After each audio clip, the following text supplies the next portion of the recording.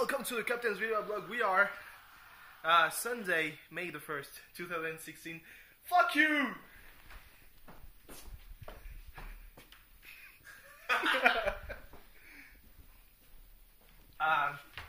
So I'm currently at a friend's apartment. I know that I usually plan to film this when I'm at home.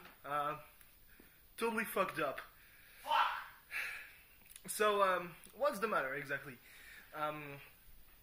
I think I watched too much football actually. I watched Leicester take on Manchester United, and in a draw, which is a good thing, you know. Depending on the results of the match between Tottenham and Chelsea tomorrow, Leicester could be champion without even winning, which was, you know, the plan. But they will celebrate the title at home because Everton is a fairly easy team to play, you know. Yeah, and so like there was probably 5 minutes of downtime between the Premier League and the League One match, when finally, after like 3 months, I think, without a single W in the results, Marseille finally won. And I mean, it was against Angers, but let's be honest, a win is a win. And some players that I thought were you know, the utter shit, were fairly good, like the number 11. You know, he hasn't cleaned his name just right. He almost scored what could have been one of the best goals of the season, like a tight shot, nearly into the corner, went just flying by the top bar. But what do you know? The goal that was scored, the one goal that was scored, was fairly good. So I mean, I will take it.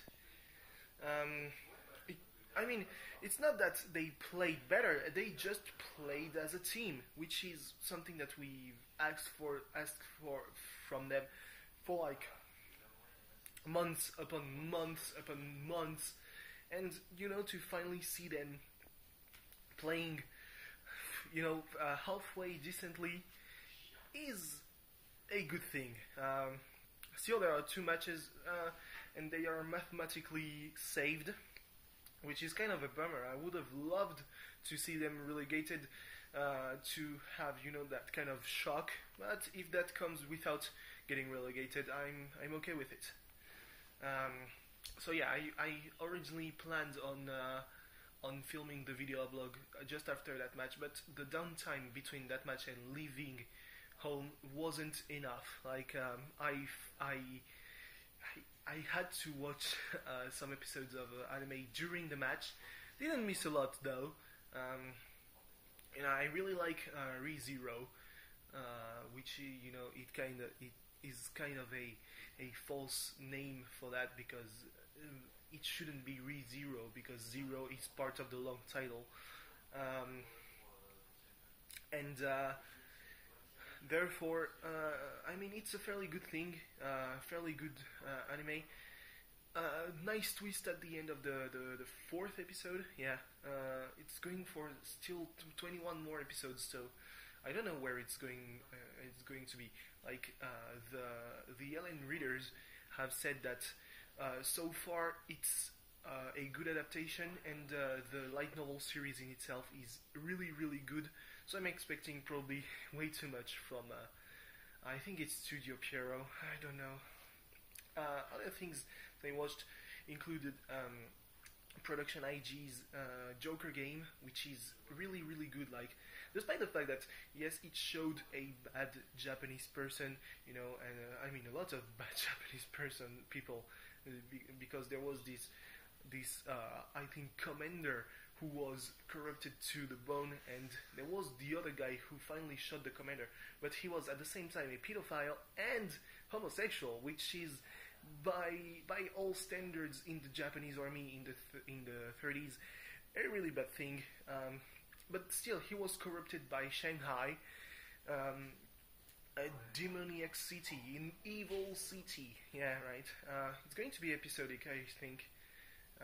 I mean, it looks like it's going to be episodic because last week episode was in occupied France. So yeah, and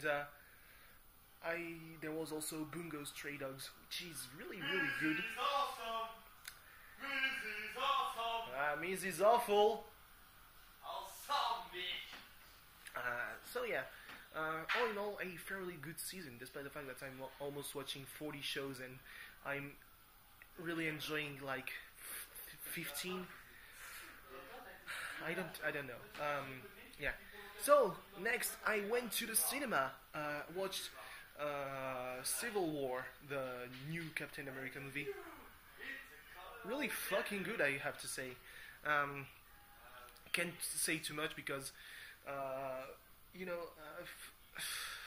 there was so much stuff happening at some points that saying what happens in a non-spoilery way wouldn't be making justice to the storytelling. And then there was Hardcore, which is filmed in first person.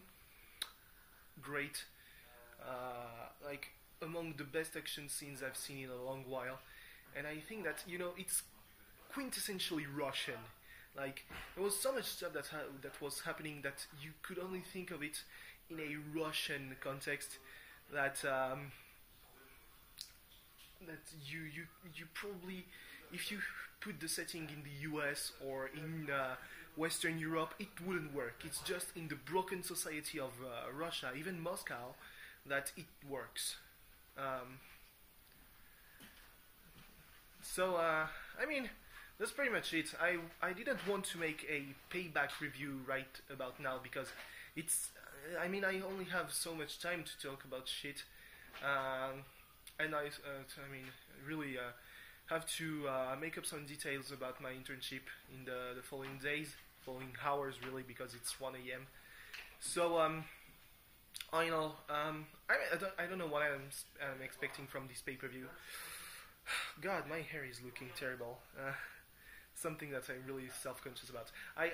I also planned on, if I didn't have the time to film that at home, film that on the way to the place my friend was supposed to pick me up, but he picked me up in front of my home, the asshole. I would like to say that he's a cheeky prick, like a little bit of a cunt. But yeah, well, he's a fairly good dude, I would say. So anyway, yeah, go watch Hardcore Henry if you're not too easily offended or disgusted by stuff, or if you don't have motion disease, motion sickness, because the first person thing really is a make or break factor for most people, I would say. The acting is on point, especially by Sholto Copley, who is really the main character besides Henry, because Henry has no voice. That's how I guess you would easily self-insert.